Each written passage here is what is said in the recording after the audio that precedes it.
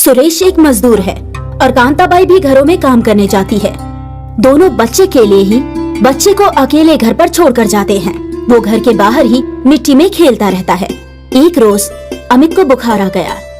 कांताबाई काम पर जाने के लिए निकल ही रही होती है, लेकिन जैसे ही वो अपने बच्चे अमित को प्यार करने के लिए आगे बढ़ती है तो अमित का बदन जल रहा होता है। अरे, मेरी बेटी को तो बहुत तेज बुखार है, अब मैं काम पर कैसे जाऊं? लेकिन काम पर जाना भी बहुत जरूरी है, नहीं तो मेम साहब बहुत नाराज होंगी। मैं बच्चे को दवाई देकर काम पर चली जाऊंगी, लेकिन मेम साहब ने बोला था कि आज काम पर आना बहुत जरूरी है। एक बार कॉल करके पूछ लेती हूँ। कांता मेम साहब को कॉल करती है। मेम साहब, मेरे बच्चे की तबीयत नासाज है। जी, अरे तू हमारी कामवाली का बेटा ही तो है, जिसको वर्षों से हमने नौकरी दी हुई है। वैसे तेरी माँ है बहुत मेहनती, सारा काम अच्छे से करती है और बर्तन कपड़े फर्श तो ऐसे चमकाती है जैसे किसी नई दुल्हन का चेहरा चमकता हो। जी, चल कोई बात नहीं, अब तू वेटर बन गया है, लेकिन अगर तुझे कोई काम चाहिए तो मुझे बोल देना, मैं तेरी पूरी मदद करूंगा। आखिर तू मेरी नौकरानी का बेटा जो है।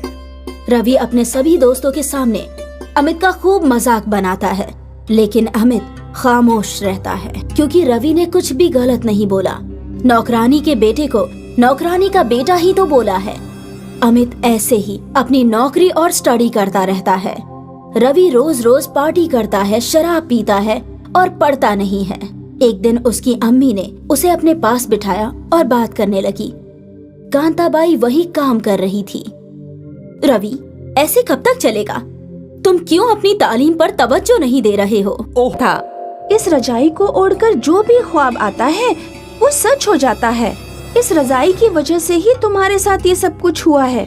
जूली ने उस दिन माइक की आम दिनों वाली रजाई छीन ली और उसे वही जादुई रजाई पकड़ा दी। ये पकड़ो अपनी रजाई, अभी इसे ही ओढ़कर सोना। माइक वो रजाई पाकर बेहद खुश हुआ।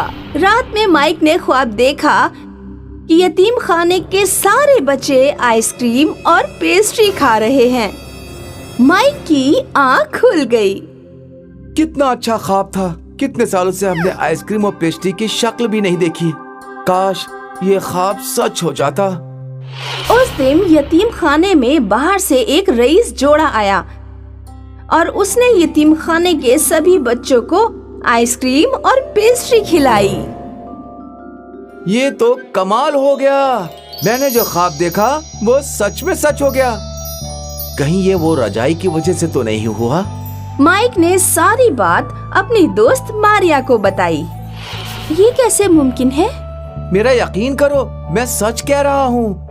ठीक है, अगर ये दुरुस्त है तो ठीक है, कल ये रजाई मैं ओढ़कर देखूंगी।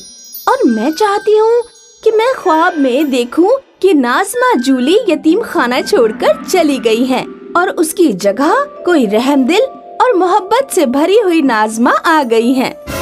नाज़मा जूली पीछे खड़ी होकर माइक और मारिया की सारी बातें सुन रही थी। अच्छा, तो तुम दोनों इस रजाई के जरिए ख्वाब देखकर मुझे यहाँ से निकलवाना चाहते हो, लेकिन फिक्र ना करो, मैं तुम्हारा ख्वाब पूरा होने ही नहीं दूंगी। नाज़मा ने माइक से जादुई रजाई छीन ली और उसे फाड़ने की कोशिश करने लगी, लेकिन रजाई न चाकू से फटी और न कैंची से कटी। या अल्लाह, ये रजाई तो किसी भी जरिए से फट नहीं रही है। चलो इसको मैं कचरे वाले को दे देती हूँ। माइक और मारिया छुपकर नाज़मा की बातें सुन रहे थे। अगले दिन रजाई जूली ने कचरा वाले को दे दी। जब नाज़मा यतीम खाना वापस लौट के गई तो माइक और मारिया छुपकर कचरे वाले के पास आ गए।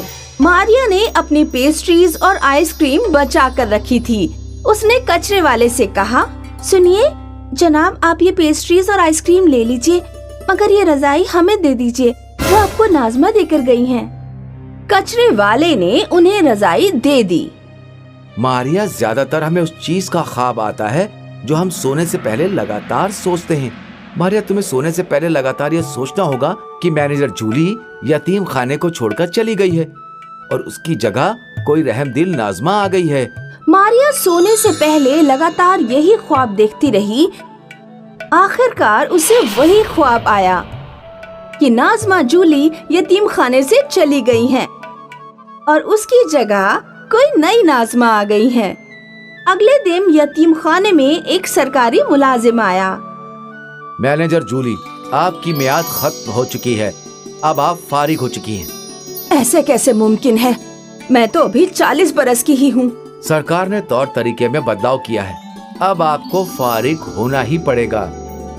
नाज़मा जूली यतीम खाना छोड़कर चली जाती है और जो नई नाज़मा आती है वो बहुत मोहब्बती और रहमदिल थी। इस तरह जादुई रजाई के जरिए यतीम खाने के बच्चों को नई जिंदगी मिल गई।